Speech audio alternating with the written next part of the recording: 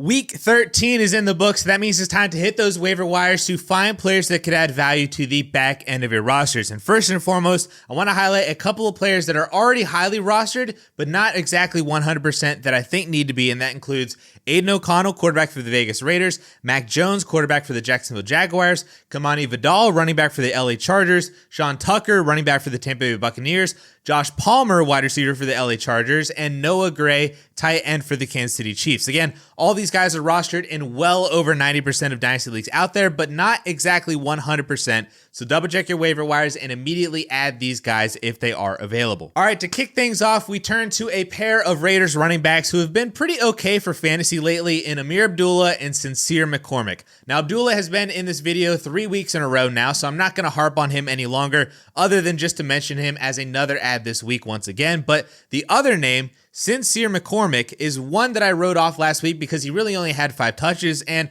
I just thought that Dylan Labe was still better. But McCormick is the new ground and pound runner for Vegas until Zamir White or Alexander Mattison return. And this week, he logged 12 carries for 64 yards and 2 catches for 1 yard, which is a fairly decent stat line, especially against a very good Kansas City defense. Now, the issue with McCormick, though, is that he seems to really be limited to a 2-down workload, especially with Amir Abdullah taking the majority of the receiving work. And while 64 yards on 12 carries for over 5 yards a carry is a very good game by NFL standards, for fantasy, that's only 6.4 fantasy points, and his 2 catches for 1 yard brings his total up to 8.5 points, and it's modest, but it's really nothing to write home about, and without more receiving work or finding the end zone, McCormick is just another guy for fantasy. Now, that doesn't mean that you shouldn't pick him up. I think he's very deserving of a waiver add this week, but he is definitely a low floor play with a very low ceiling on a bad Raiders offense. Now, perhaps a better running back add this week might be Chris Rodriguez of the Washington Commanders, who had a career day this weekend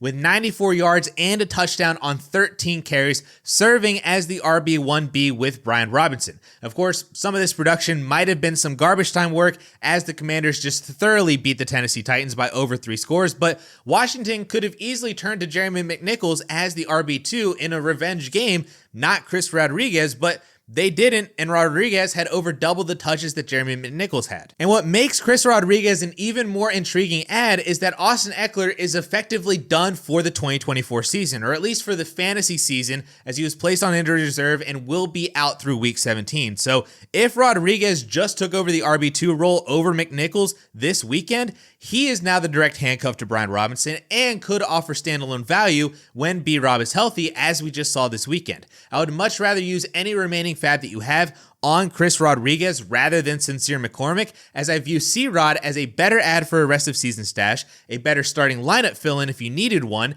and a better, more long-term player past 2024. And the final running back that I would look to add this week is Isaiah Davis, who you may or may not remember from draft season as the second running back that the New York Jets selected in the 2024 draft after Braylon Allen. And I wouldn't blame you for not remembering him or even cutting him prior to this week, because he only had 5 touches on the season up to this point. But then he had some surprise usage against Seattle this week with 32 yards and a touchdown on 4 touches, including 3 receptions. Now, he did still serve as the RB3 for the Jets behind Breece Hall and Braylon Allen. His role didn't really change, but if this slight usage is any indication of potential future usage, it cannot go unnoticed, especially in Dynasty where we're always looking for waiver wire gems to stash for the next year or the year after that.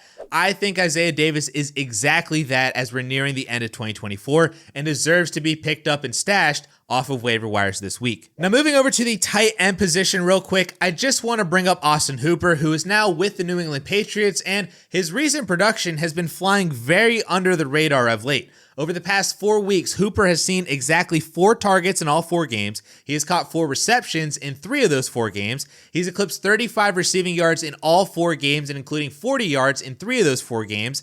And he has scored a touchdown in back-to-back weeks. He is literally averaging almost 12 PPR points per game since week 10, and nobody has really noticed. Now, I'm not saying that Austin Hooper gives me the most confidence in the world to just pick up and play off of waivers because he's been averaging 12 points per game over the last 4 weeks, but he does offer that upside as a reliable target for Drake May right now, and if anything were to happen to Hunter Henry, Hooper could see an increased role as the tight end 1 for New England, so I figured I'd bring him up as a waiver wire ad this week. Now moving on to the wide receiver position, the big producer on waivers this week was Parker Washington for the Jacksonville Jaguars, who isn't really a stranger to this video over the past couple of years. And against Houston this week, Washington put up 103 yards and a touchdown on 12 total targets, leading all Jaguars receivers across the board statistically. Now, we have done this song and dance with Washington before, and honestly, this week's production is basically equal to all of his production on the entire year coming into this week, but it's still something that we need to take note of. He is definitely a waiver wire ad if you have extra bench space in deep leagues, and that's really just about it for Parker Washington. And finally, I have to end once again with Nick Westbrook-Ikhine and Marquez Valdes-Scantling, who continue to be rostered in under 85% of leagues, and I just don't know what more either one of them need to do to earn your roster spot if they're still available in your league. MVS scored once again this week, and now Taysom Hill is probably out for the year after being carted off with a knee injury, further depleting the target earners for the New Orleans Saints right now. So MVS is still a major ad if he's available. And then Nick Westbrook-Ikhine scored not once, but twice this week on 8 targets, which continues an absurd run of touchdown luck that just will not go away. So please add Nick Westbrook-Ikhine as well if he's still available. And honestly, you might want to consider starting him considering what he's been doing for the past 6 or 7 weeks.